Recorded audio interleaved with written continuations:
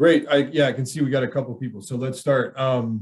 Wing, thanks so much for setting this up. Hi, everyone. My name is Zach Sermach. I work for Community Energy Project, as you can see here. So I'm sitting in the side corner of my screen so that you can see this, and I'll have some props too, so maybe I can hold them right here. But let's get started. I'm going to share my screen. I think I have access to that. Perfect. Let me see. Share. Great. I hope y'all can see that. Wing, can we see that all right? Yeah, it looks great to me.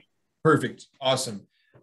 Yeah, I want to keep my intro short so that we can just get through the material and then on to the next steps, and then I can get you all out of here so you can go on with your day. But my name's Zach, and then this workshop is going to be about 40 minutes of material. I encourage you to ask any questions. We have I think as Wing said, we have the chat available. So please just type in the chat. We'll be watching that. I want this to be more interactive, feel more interactive, right? We got someone, what time of year could I cover my foundation vents on my house? That's a really good question, Kurt. And I'll try to address it. If not, I might have to get back to you. But yeah, perfect. We got the chat function and the question function. But let's get started. So, it looks like y'all know how to use use Zoom. So you just use the chat box there or the Q&A. Just a little bit of background, and then I do want to get into I'll give you an overview of what we're going to be talking about today. But Community Energy Project is a nonprofit. I help coordinate the weatherization program. We have many programs. We get most of our funding from the city, right? So the city of Portland Housing Bureau, we get funding from the county, Multnomah County, Energy Trust of Oregon, and then we actually serve families out in East County and the city of Gresham. So I'm going to show this chart again. You do not have to memorize this, but what we try to serve families that are income qualified. So this is kind of the 2021 income qualifications. It's based on household size and how much money you make. If you don't qualify, that's totally okay. I don't want you to just, sign off and say, I don't need this information. If you don't qualify, I can still pass this list on to you and have this posted so you know where to get these materials. You can find them at a local hardware store, or Walmart or Home Depot, Dollar Tree even.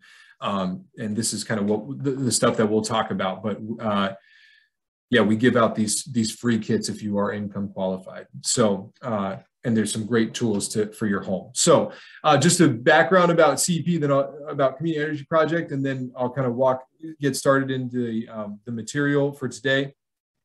But we're a great organization. We have the two arms. So I'm on the education team. There's a lot. We run other workshops like this one about solar, about lead safety. This one is going to be about home weatherization especially for this winter. And then our other team does direct in-home services, a wonderful group of technicians and auditors and home energy solutions people that can come directly to your home for free. So both opportunities, and you can find more on our website, which I can share, or maybe Wing, if you could do that too. Just our website has all of our services, but I can share that later. So today we're going to talk about how to heat your home more efficiently. How to save money doing it, how to stay more comfortable for this winter using your appliances, your lights, your thermostat more efficiently, and then how to stop cold air from coming into your home, especially this winter, by these terms at the bottom, as you can see, draft stopping and weatherizing. And then we'll do the information. You can ask questions throughout. Absolutely, I want to encourage the interactiveness. And then I'll share with the people who have attended today. I'll share with you a form that you can fill out, and then you would fill that form out. You've attended the workshop, and then you could come to our office and pick up a free kit. We're here on Burnside, so handing out kits all winter long to people who qualify. Awesome. Yeah, thank you so much, Wing, for sharing that in the chat. Okay. So let's get into this. Just a quick preface before I start. I'm going to say a lot of things today, a lot of information. So please do not feel like you have to remember everything or memorize all of this. The point of it is that these strategies will help you save money and save energy in your home. There's going to be some one-time fixes, maybe some maintenance stuff, and then some of the stuff you might already know. So, I just encourage you to take what you need and leave the rest. But there might be some stuff that you don't know, which is my goal, to have some, everyone come away with something from this. Why we talk about weatherization, you may have heard this term or not, but very important, is to protect your home from the elements, especially cold weather leading into this winter. We have a bunch of strategies that can help you save money and do this more efficiently in your home. Before we talk about some of the strategies, right there, the main idea is where do we get electricity from in Oregon? Because you turn on your lights, you turn on your heater, that is electricity. Oregon we're very lucky to say we have a cleaner energy system than most states because of all of our hydropower. But there is still some fossil fuels in our electricity mix, like coal and natural gas, which is not great, but it is getting cleaner and cleaner every day with more solar, more wind, and more projects like that don't pollute the air. So very lucky to be in Oregon, and it's getting cleaner to use our electricity. Where in our homes do we use the most electricity? You may know this, you may not, but heating our spaces, our living spaces, I don't have AC, so I'm not spending any money cooling my living space in the summer, which was difficult this summer. But definitely in the winter, we spend the most money heating our homes and our apartments. Next highest cost is heating our water. Because it's just, we're doing this, throughout all the time. These other costs here on the side, on the other side of the chart, lighting and refrigerators, and cooking and clothes dryers, we don't use those all the time. So that's why, but the heating we're using frequently.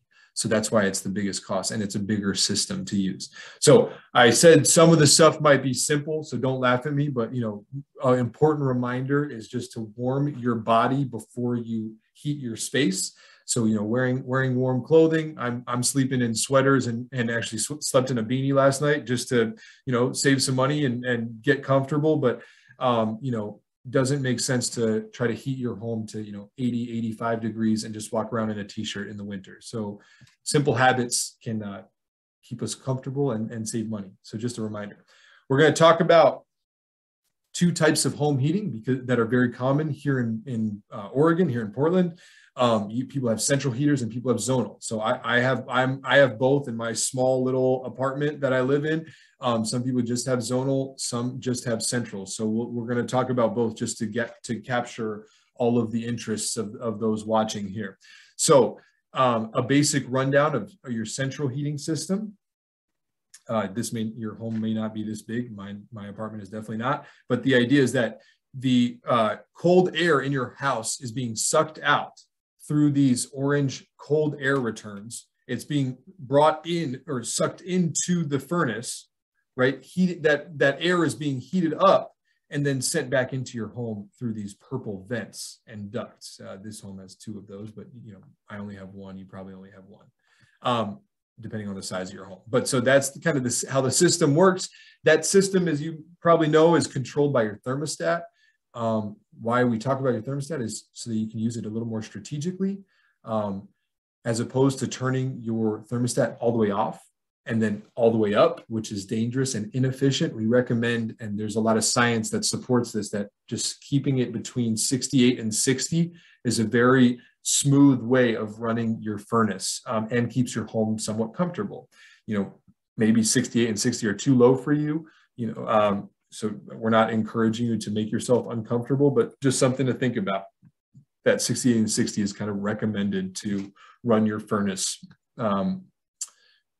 Central furnaces need to be tuned, just like your car needs to change its oil. Sometimes it is free, sometimes it costs money, but definitely on a yearly basis, just to make sure that your furnace is accurate. And depends on your type of your furnace and who your provider is.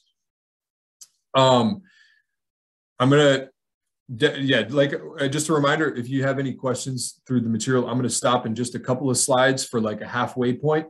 But just a reminder, you can type in the chat or in the Q&A if you have any questions. Just a reminder about your filters. probably recommended to change them about every 4 months, depending on the thickness of your filters, but about every 4 months, maybe if you have a 3 or 4 inch thick filter. A good reminder, a good test with your filters is to see if you can just see light coming through them, right? If they start to get dirty, you want to change them. This might varies if you have pets or a lot of dust in your home. There are reusable filters. So if you don't want to keep throwing things out, you want to be a little bit more eco-friendly, you can find reusable filters at Walmart or Home Depot that last about 5 years, probably maybe even longer. And they just have instructions on how to clean them yourself at home as opposed to throwing them out. Last couple points about the central system. This is the cold air return. We all see these in our homes where air is being sucked in through here. You just want to make sure that this doesn't have dust, isn't blocked by furniture, so that the furnace is just pulling clean air very efficiently. It doesn't have to work too hard to get air from your home into the system. And then on the other end of this system is your vents, where the hot air is coming into your home, making sure that furniture is not blocking this, making sure there's not dust or dirt on this, so that hot air is not pushing now dirty hot air into your home. So just a brief reminder on keeping these clean and open, so that air is going straight in and then straight out into your home. As you can see, there's a picture of these like deflectors that you can throw over your vents if you want to put those in to direct the heat.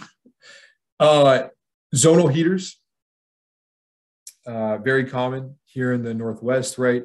I have some in my bedroom. I have a baseboard heater in my bedroom. We'll talk about a couple of different types and how to use them more efficiently. Difference between zonal heating and central, as you probably know, is you're just heating your room as opposed to your whole home.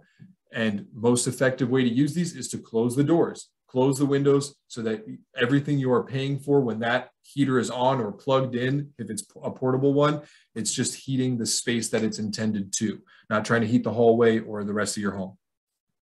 A lot of zonal heaters have thermostats as well, and we recommend using the same kind of strategy, 68 and 60. You can also turn these off. It's less, it's not really a danger to have these on or off. They have their own settings to turn on when it gets too cold. It's like a safety switch.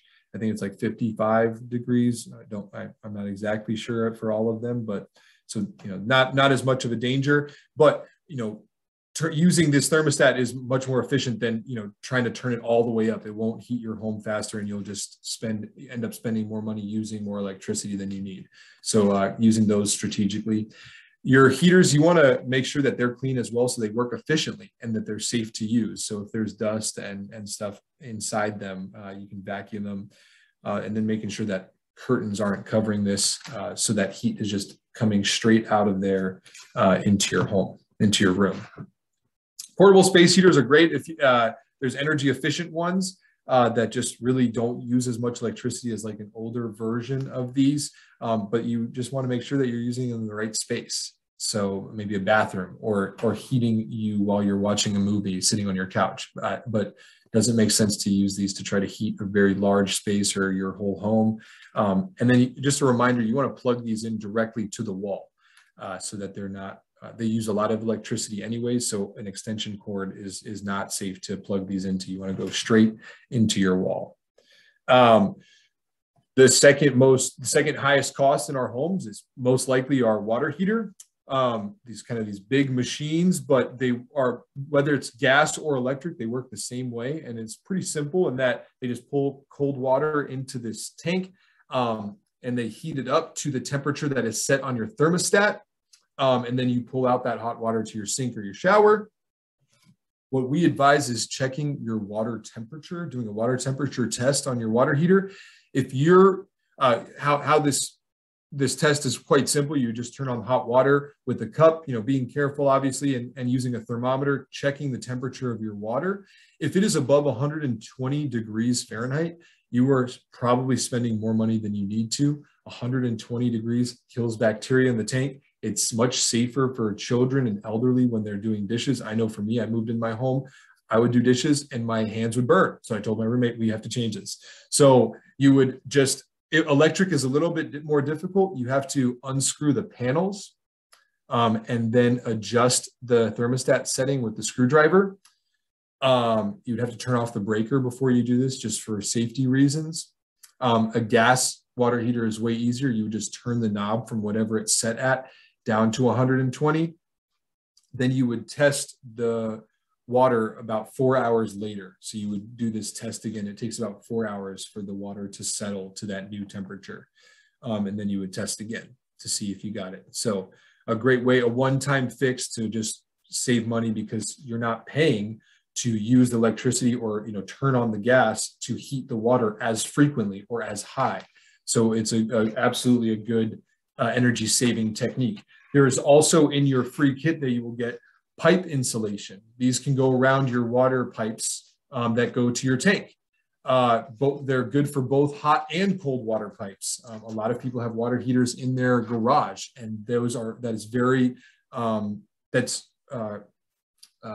what's the word I'm looking for? Vulnerable to the weather elements, right? So it's very good to insulate these pipes, hot and cold. And we have zip ties in the free kits as well.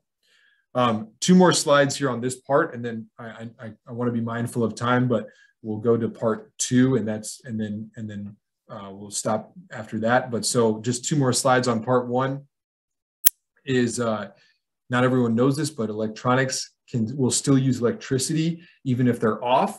So we absolutely recommend using a smart power or a power strip. It may sound simple, but as opposed to unplugging everything every day, or when you stop using something, just having a little button and having everything plugged into that power strip can save, definitely add up and save you some money.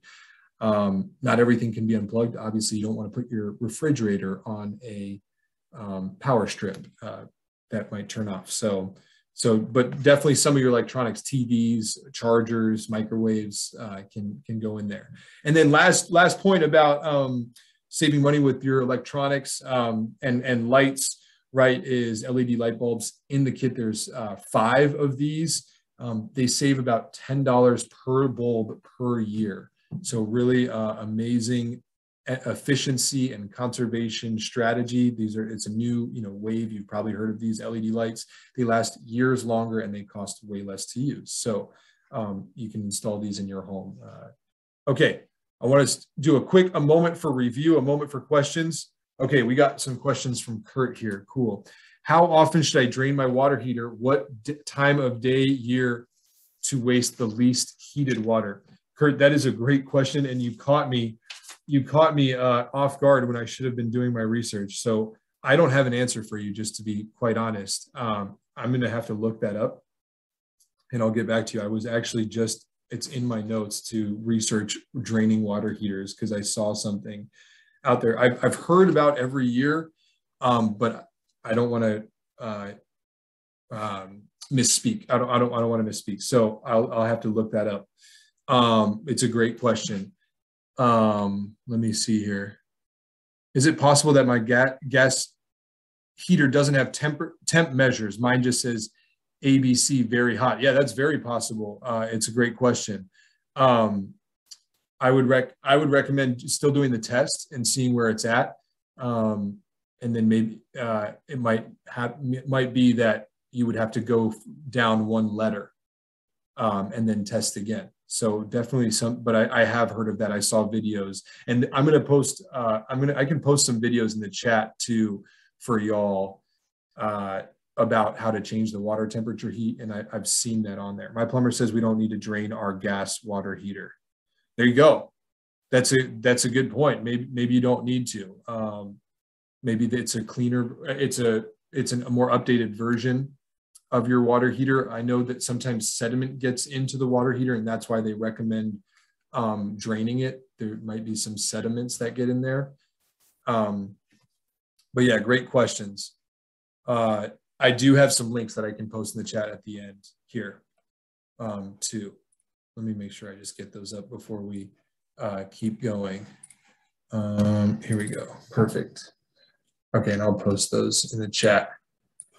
What time of year should I cover my foundation vents on my house?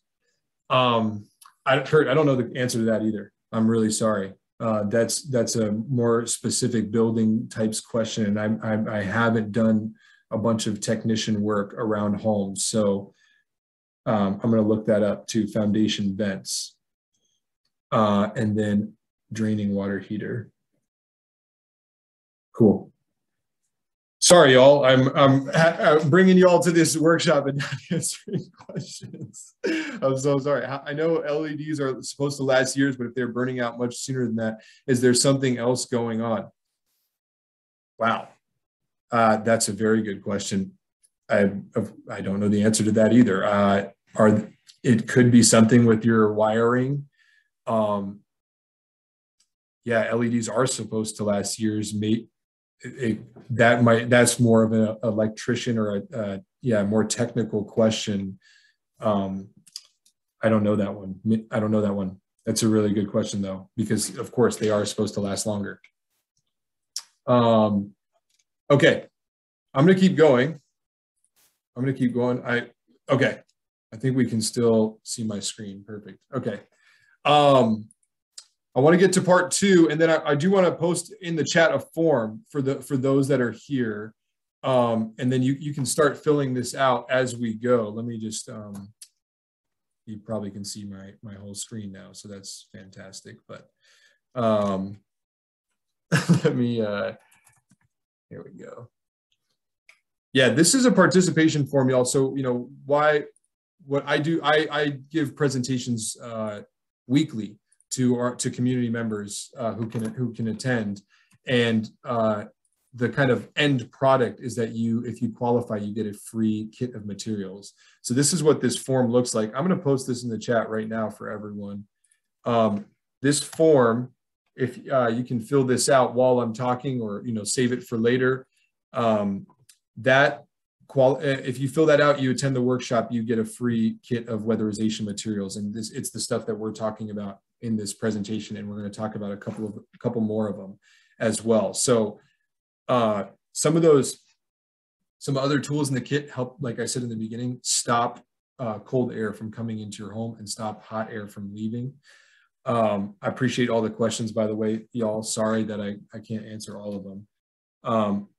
But please feel free to ask more questions as we keep going. But I'm going to keep going to part 2, probably another 10-15 minutes, and then we can find and answer any questions before y'all leave. LED. I just want to make sure I get the LED lights point as well. Cool.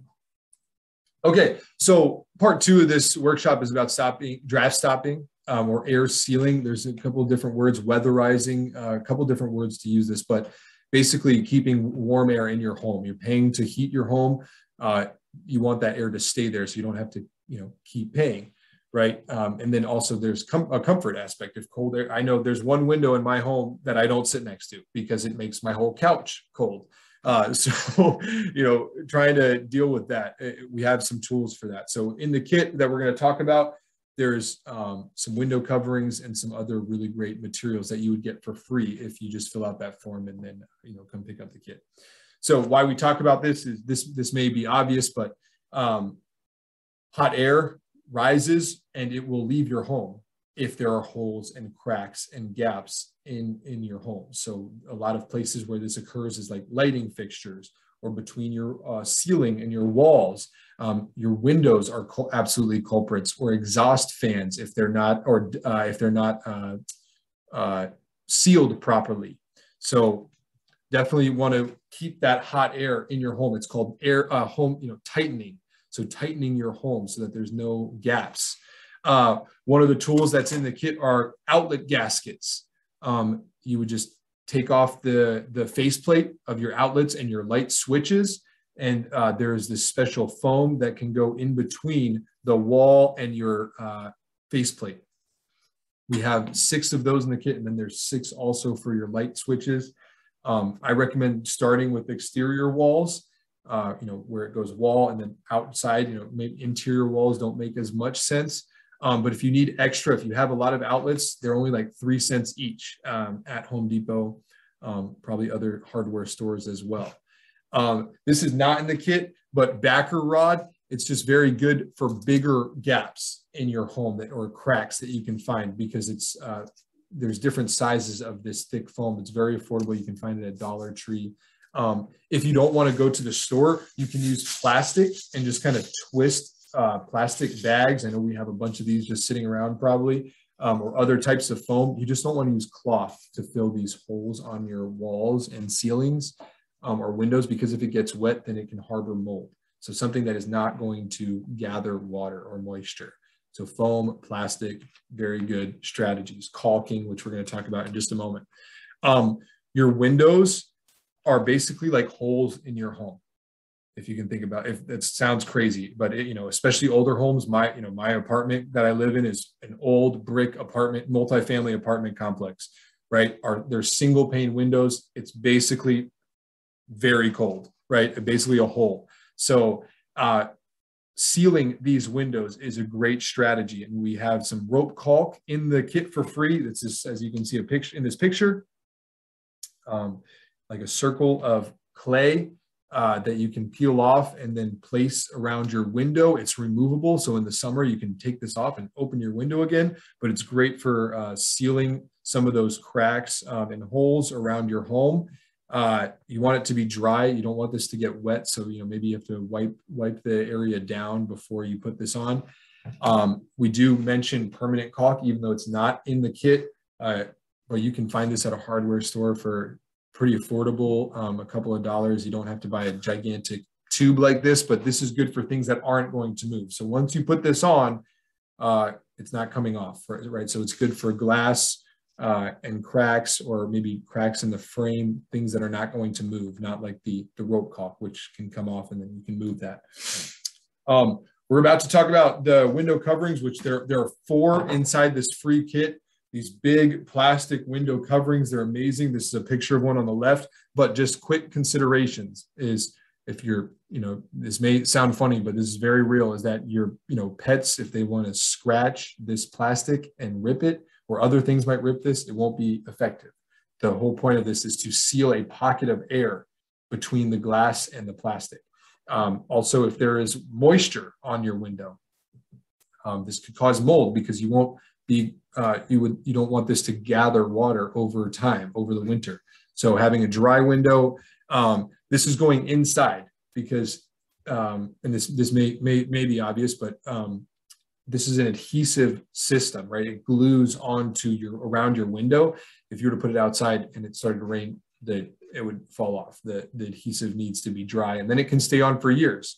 It can stay on about 3 to 5 years. I have clients calling us just needing more plastic, because the tracks, which we're going to talk about in a moment, are still up, years later. So really effective system that families come back to Community Energy Project year after year, because it really works. So some tools, simple tools you'll need: just a hammer, a scissors or a knife, and then some adhesive remover. There's this adhesive remover called Goo Gone that can work really well if you need to remove the tracks.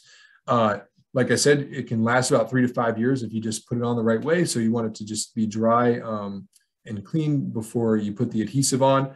The first step, I have a little prop, okay, but maybe the pictures are better for you, or easier for you, but you would just measure the bottom layer of this window covering system, or the tracks. Okay, and they would go around your entire window, and the channels are towards the glass, and then there's this flat part that goes away from the glass. So you would, attach this around your window. Obviously, this is a small version, but this is a picture of my boss putting this on. It's very adhesive, so once it goes on, it is going to stay on there. You would then, there's different ways to put it on your window. So some people put it inside their window frame. Some people put it on their wall, if their window's like submerged inside the wall, and then other people will, it just depends on your window. There's 4, so maybe you have different types of windows at your house, or around the window frame. So as you can see, the tracks are like at a different angle. So just depends on your window how you want to put this. Like I said just a few moments ago, you want to seal a pocket of air. About the plastic will go about 2 to 3 inches away from the glass, and you want these corners to seal a pocket of air in between there. So they have to be touching, absolutely.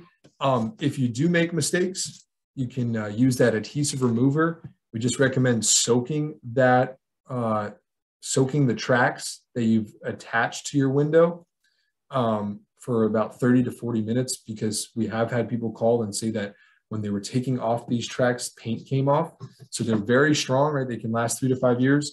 But if you do need to remove it, just you want to take care of that.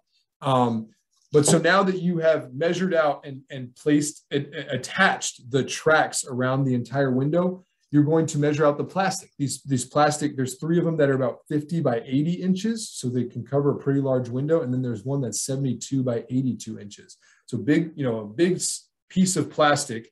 You want it to go over the entire window. And then you're going to snap in with the locks into those channels that I was showing you earlier. It helps to have 2 people, but you're just gonna get the, I don't know if the prop is helping at all. I'm trying to do it myself here, but yeah, you're just going to snap the plastic along with the locks.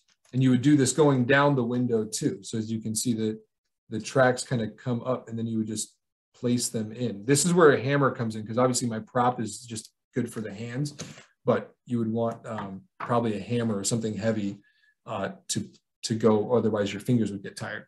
So pulling those all the way down, you're just pulling the plastic across from side to side, and then snapping in the locks, then doing the bottom, locking, so it's all the way around the window, and you have this now plastic covering your window. If you have extra plastic, you can cut it off. You may be thinking, what am I supposed to do with my blinds? So like I said, some people place this plastic covering inside their window frame if there's like enough space between the glass. And then you can just use your blinds for the whole winter. That's a little challenging. I've seen my actually previous staff people try to do inside the frame. It's a little difficult.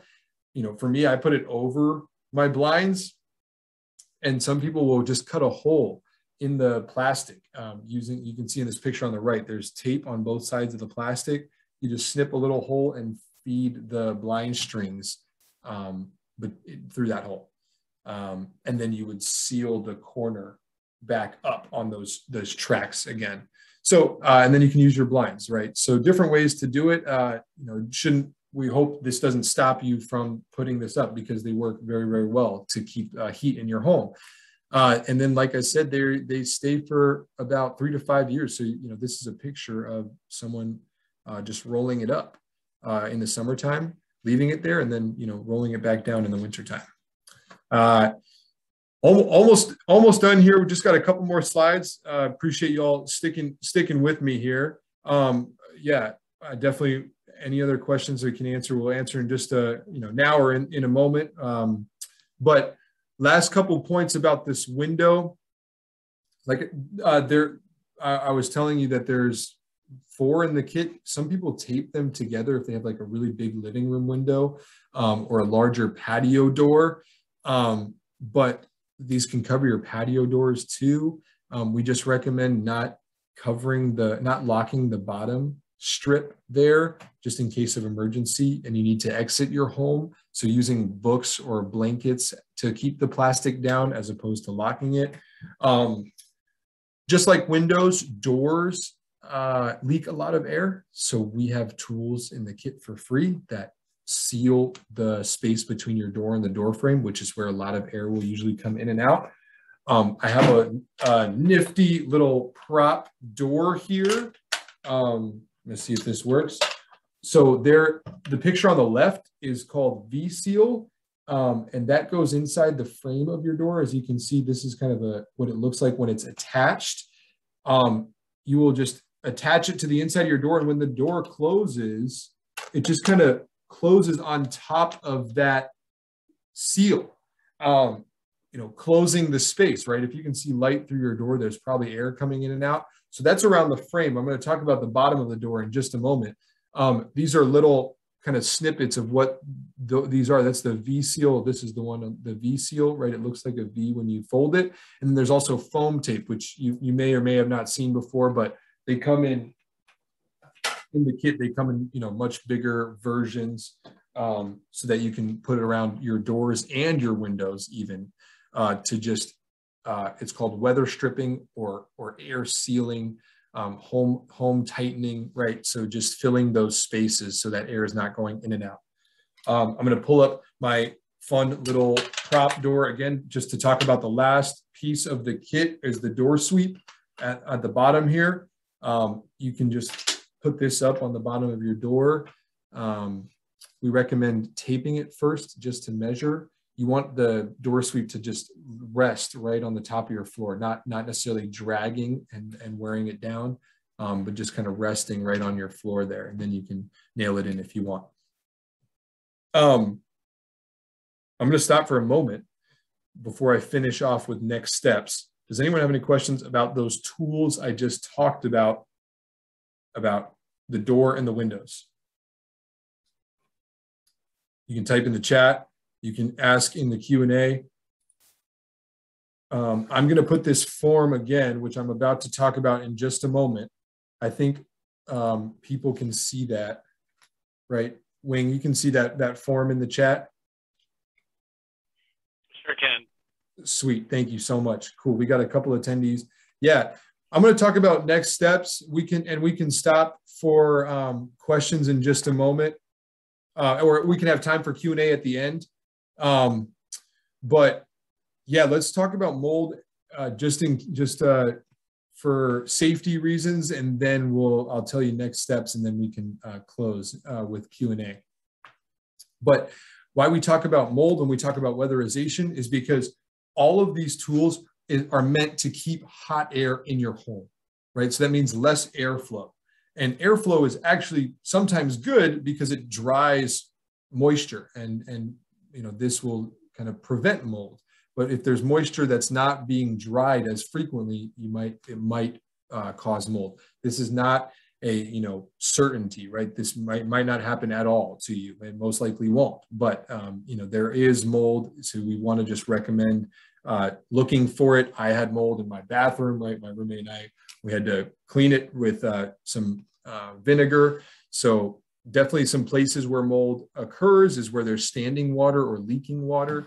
So bathrooms, maybe pipes or kitchens. So just keeping your eye out. If you do see mold, you want to clean it as soon as possible using vinegar or hydrogen peroxide, not bleach. If it's a lot of mold, you should absolutely reach out to a professional. If you're a renter, then your landlord is responsible for helping you live in a safe and clean and healthy mold-free home, right? Mold is not good to breathe in. If your landlord does not support you in that, you can absolutely reach out to one of our partners, Community Alliance of Tenants. They're a renters' rights hotline, and they can absolutely help you. They're a great partner here in Portland. I see someone posted in the chat. Why not bleach? Eric, I'm going to be honest with you. I think it's a health reason. It's a health concern. I mean, in that some people are very sensitive to bleach. That is one answer that I know is correct. There may be other scientific answers about how bleach interacts with mold. I don't know that, but I definitely have heard from multiple people that bleach is not great to breathe in either for definitely some folks. So if you're thinking about the quality of the air you're breathing, maybe bleach is not as great. So I appreciate the question. Y'all are stumping me on a bunch of these. So I'm like, I don't know what I set myself up for. Wing did not warn me of all these awesome questions that I would have. So there you go. But yeah, thank you for the questions. Last steps, right? So we had, it looks like 10 people just on Zoom. I don't know how many people are attending on Facebook, but that form that I shared in the chat, that you just have to fill that out. You've now attended the workshop and filled out the form. You can get a free kit. I will have, let me post our website link again, just to our calendar. I know Wing put information to our website itself. Let me just post the calendar in the chat. This is to events that are coming up. right? So this is to our events that are coming up. You'll see my face, right? I run workshops on a weekly basis for the public. I also do workshops for our partners. Let me come back to this. To our partners, this is the chart for income qualifications based on household size and monthly income. If you don't qualify, like I said in the beginning of this workshop, I can still get you a list of materials and where to get them. This is what is in the kit. It's about 10 pounds. It's really not super heavy. I've had to transport them from our storage unit to our office to give them to families who come to our office. So they're really not very heavy. You can take this home and start pulling these materials out. That's what you just filled out the form. Questions, comments afterwards, you can also email Fix It Fair. Thank you so much. Yeah, absolutely. We'll be checking those. If you can't fill out the form online, you can come to our office. I have paper forms. So you would just say, Zach, I was there at the Fix It Fair workshop. It was awesome. Thank you. Thank you very much. You don't have to say that, but you just have to fill out this paper form. Either way, just to make sure that you qualify for the kit. We're not verifying, checking this strictly. We're not going to go and, find you. If we're just we ask for that just to meet our funding, our funding responsibilities. Our office is on 2705 East Burnside. So here in Central East Portland, there's a bus line, there's parking. So, we try to make this as easy as possible. I'm here basically every day, except Thanksgiving week. I'm going to see family. Some folks came in late. There's a recording. Great. Awesome. I see another question. Kurt, I run my furnace constantly all year round to filter the air through the filter. Do you recommend this? I know it consumes more energy, but to me, it's worth it. Kurt, that is a great question. It's interesting. That's why I love doing this job, because I can hear from real people dealing with real things. I would not recommend that, but I do understand the concern. Depending, air quality in Portland at different places is not always great. We do have a program this summer, which I would absolutely recommend to you. I'll probably be running those workshops unless maybe some of my coworkers are running our summer workshops, where you would get free air filters and box fans. And so I would absolutely recommend using some of those resources. But for the winter, I think your furnace is probably the best way to do that. There are also air purifiers. I know some of those can be expensive, but I want to look up, Kurt, you're giving me some great material here. Free programs for air ventilation and air purification. There must be some city or maybe county programs to get free materials, because this summer we gave out a bunch of air filters, but those would go in your furnace. So if there are other ways to do that, I'm sure. I'm thinking running the central fan without AC or heat wouldn't use much electricity. That's a good point. Yeah, there is a fan on there on the form to evaluate the. Oh, Claudia, yeah, very nice. 5 is the best. Okay, so if you want to put closer to 5, that would be nice. Thank you for the question. But yeah, that's a good point. Absolutely. I wonder, Kurt, if that works, if you can just run the furnace fan while the thermostat is off. So maybe you're not necessarily heating. I don't know enough about all the different types of furnaces, but I do know they have a fan, right, that is pulling the cold air from your home. So maybe trying that. Yeah, let me, running furnaces without. Yeah, good point. Really good question. Let me just put my last slide here, right? This is how you can get in contact with me. Let me put my, our office, 2705 East Burnside, if you need, again.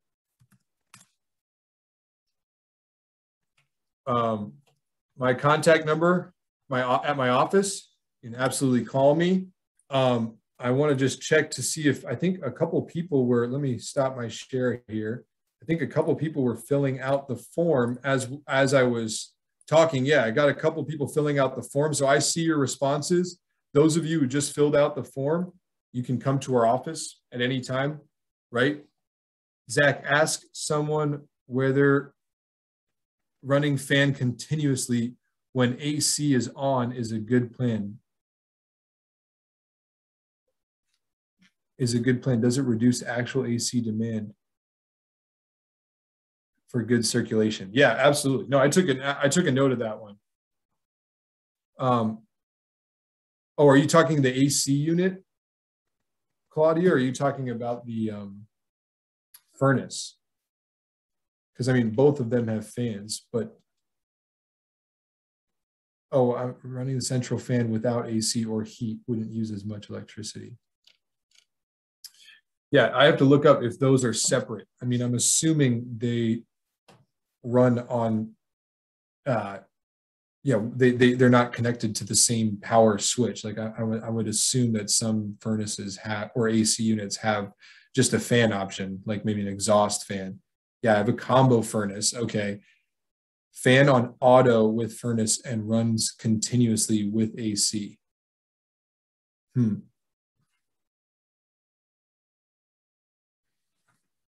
Yep. I'll have to look into that. If there's a way, if there's, specific models that separate those and they're not necessarily automatic. Running furnace fan or AC fan without the rest of the unit. It's a really good question. Do we have any more comments or any other questions? I just am wondering if the heat load is reduced with continuous circulation during the summer. Yeah, absolutely. I mean, from what I have heard is that, moving the air around your home is a very important strategy, but it's more if you're moving the heat around your home, the most important is that heat is not coming in, right? So if your furnace is off or you're not, heating the air, but is hot air coming into your home. So we definitely have our summer workshops talk about when is it good to be having your windows open or maybe fans pulling in air into your home, as opposed to like keeping your windows closed. And that's obviously a separate topic than exfiltration, infiltration. Yeah, if heat load is reduced with continuous circulation during the summer. Yeah, that's okay. Thank you for giving me a little out here and realizing that you're way more of the expert on me than me on this. Heat load, yeah, reduction. I mean, I've heard those terms. I'm not super confident on giving you an answer, Claudia, honestly, about the unit that you have and how to run it most efficiently in order to save money based on that specific unit type. The techniques that I'm talking about and that I've learned about it, since working here for these last 2-3 months is just kind of some broad strokes, and then specifically around our tools that we have in the kit for free. That might be more of a technical question that I'm not super able to answer. So I'm so glad that this is being recorded, that everyone will know that I totally don't know the answer to this question. So that's awesome. That can help me weatherize my home. Yeah, absolutely. We do have a lot of resources for that. So let me put my email in the chat. Community Energy Project. And yeah, absolutely. I want to make sure that if this is more, question and answer. So if y'all want to leave, head home, head out of here, you are totally free to go. I know we are done with the material. Yeah, thank you for staying though this long. Please reach out to me to get a kit. Yeah, Claudia, that is my email, and I can send you resources, right? There's many other programs with the county. There's weatherization, Anna, thank you so much. I appreciate it. I appreciate you staying. I hope that you got the link because you are absolutely qualified, or able to get a kit if you qualify for free. I want you to be able to come over to the office and pick it up. But yeah, Claudia, that is my email. There's many organizations that can help in your home, including ours. We have that whole team. But yeah, Community Energy Project, Reach, some great stuff. Yeah, and I'll send you their information. Naya, Rebuilding Together, a lot of organizations, the county's weatherization program. So a lot of places to get support, including us. I hope that link worked for people that were able to get to that link. I'm going to post it one more time just so that everyone who was on the call can get to that Google form. So and I can, I'll just share my screen really quickly to show you what it looks like when you get there. This is what that form looks like. Questions, right? It's in English and Spanish. You just have to answer a couple of questions. And it has our office information, the income limits, and you just fill that out and then come pick up the kit from us at the office.